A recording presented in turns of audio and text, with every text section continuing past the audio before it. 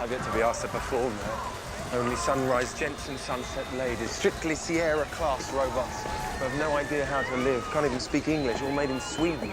Couldn't tell a joke from a poke.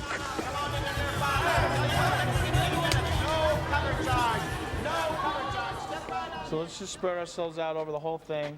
One of the things we'd done on the film was to have on the set a pre-visualization system. You could actually see pretty close to the finished shot as you were shooting the actual foreground actors in front of the blue screen. So the cameraman would see the actors in front of the blue screen, but on a TV monitor at that point, we would see the actual composite. We'd see the characters in the background. And that would give Steven an idea about new shots, because he's not looking with an actor in front of a blue screen anymore. He's looking at a scene with the actor in front of this synthetic environment.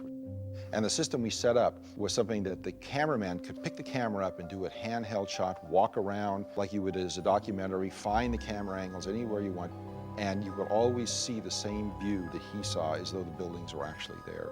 So it gave Steven a tremendous sense of freedom to be inspired.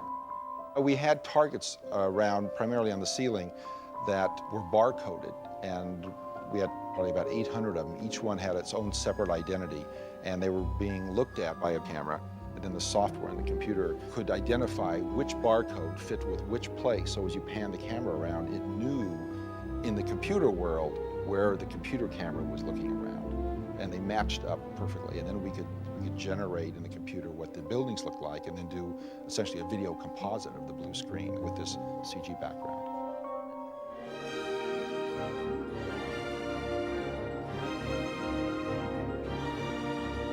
I agonized over this. It's always a tough call whether or not do you build it in CG, computer graphics, or do you build real physical models. I decided eventually that the first row of buildings, including Bunny behind me, should be actual physical models. And then put background computer graphics buildings in.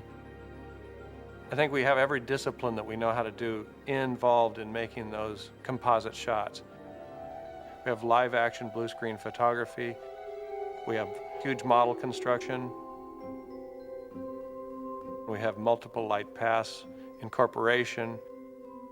We have computer graphics animation. There's probably no trick in the book that we don't have somehow glued into what these shots will be. And hopefully when audiences see these shots, they'll just say, hey, that's pretty cool.